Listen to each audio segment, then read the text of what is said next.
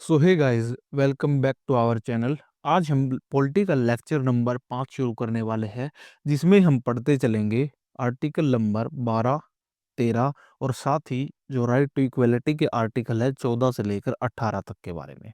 So basically आज हम 12 से लेकर 18 तक के आर्टिकल को कवर करने वाले हैं।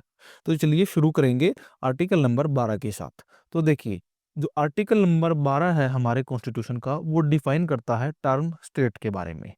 तो जानेंगे आर्टिकल नंबर 12 क्या कहता है। देखिए, आर्टिकल नंबर 12 कहता है the term state which includes the government and parliament of India. जो स्टेट है हमारा, जो टर्म स्टेट है, वो इंक्लूड करता है हमारा गवर्नमेंट एंड जो पार्लियामेंट है इंडिया की, उसको।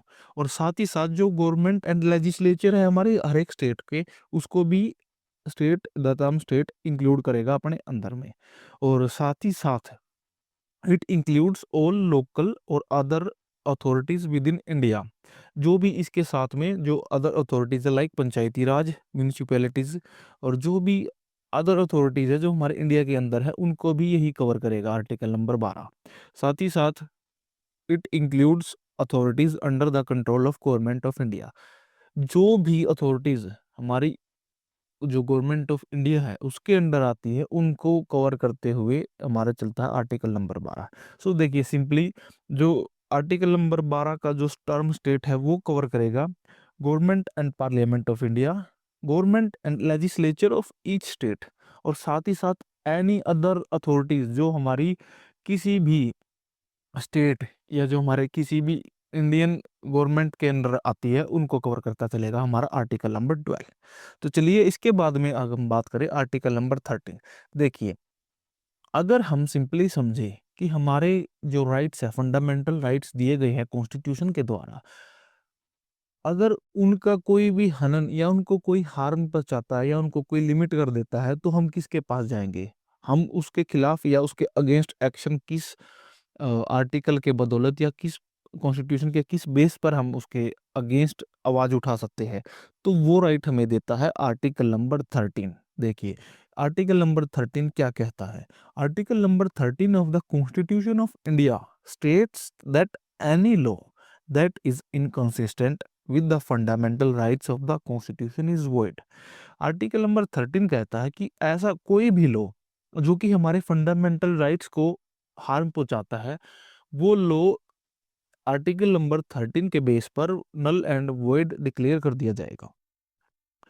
आगे पढ़े अगर हम, तो it also states that the government can not make any law that takes away or limits our fundamental rights.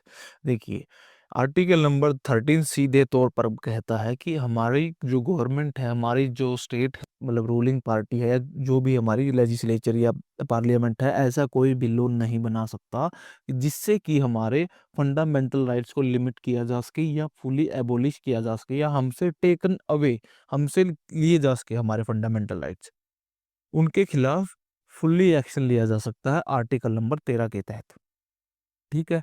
और अगर अब हम बात करें हमारे राइट टू इक्वालिटी के आर्टिकल्स के बारे में, जो कि आते हैं आर्टिकल नंबर 14 से लेकर आर्टिकल नंबर 18 तक।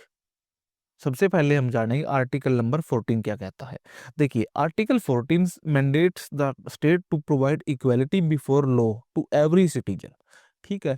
जो हमारी स्टेट है, जो हमारी गवर्नमेंट है, रूलिंग पार्टी है, उसको इंश्योर करना है कि जो व्यक्ति है, हर एक व्यक्ति को जो इक्वालिटी होनी चाहिए बिफोर लॉ। किसी के साथ भी किसी प्रकार से कुछ भी भेदभाव या कुछ भी गलत महसूस नहीं होना चाहिए। ठीक है। वो हमारा आर्टिकल नंबर 14 इंश्योर करता है। आर्टिकल नंबर 15 की बात करें, तो article number 15 prohibits the state from discriminating against citizen. भाई, जो आर्टिकल 15 है, देखिए, अगर हमारे साथ किसी प्रकार का भी कोई भेदभाव होता है, तो हम आर्टिकल नंबर 15 के जरिए, आर्टिकल नंबर 15 को ध्यान में रखते हुए हम उसके खिलाफ, जो हमारे साथ डिस्क्रिमिनेट करता है या कोई स्टेट का डिस्क्रिमिनेट करती है या कोई लोग डिस्क्रिमिनेशन कर रहा है, तो उसके खिलाफ फुल्ली एक्शन ले सकते हैं। हमको पूरा न्याय मिलेगा आर्टिकल नंबर 15 के तहत किसी भी डिस्क्रिमिनेशन के साथ में। ठीक है। और आर्टिकल नंबर 16 की बात करें तो article number 16 ensures the equality of opportunity in public employment. ठीक है जी। जो आर्टिकल नंबर 16 है, देखिए जो हमारे जो पब्लिक सेक्टर होता है, जो हमारे गवर्नमेंट सेक्टर जिसको हम बोलते हैं, उसके अंदर जो हमारी अपॉर्चुनिटीज होती है, जो हमारी एम्प्लॉयमेंट का वर्क होता है, उसके भी अंदर किसी प्रकार से या किसी एक मतलब कम्युनिटी या कास्ट को फेवर नहीं कर सकती गवर्नमेंट।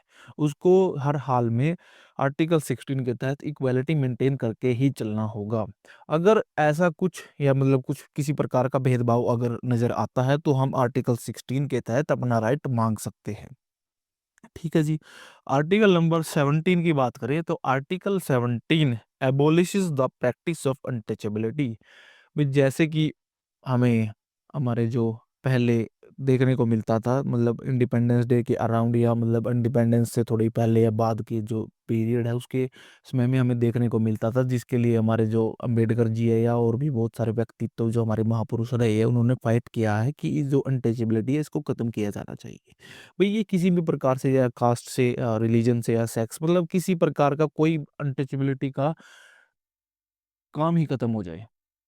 और अगर आज के मतलब हालाँकि आज कहीं तरह से कम हो चुकी है, मगर आज भी अगर कहीं पर भी अनटचेबिलिटी की कोई समस्या देखने को मिलती है, तो उसके खिलाफ भी हम अपना हक ले सकते हैं आर्टिकल नंबर 17 के बिहाफ़ पर, ठीक है? आर्टिकल नंबर 18 की बात करें अगर हम, तो ये लास्ट आर्टिकल है हमारा राइट टू इक्वालिटी के आर्टिकल्स में। देखिए, जो आर्टिकल नंबर 18 कहता है कि वो बोलता है the state can not grant titles to anyone except for military or academic distinctions.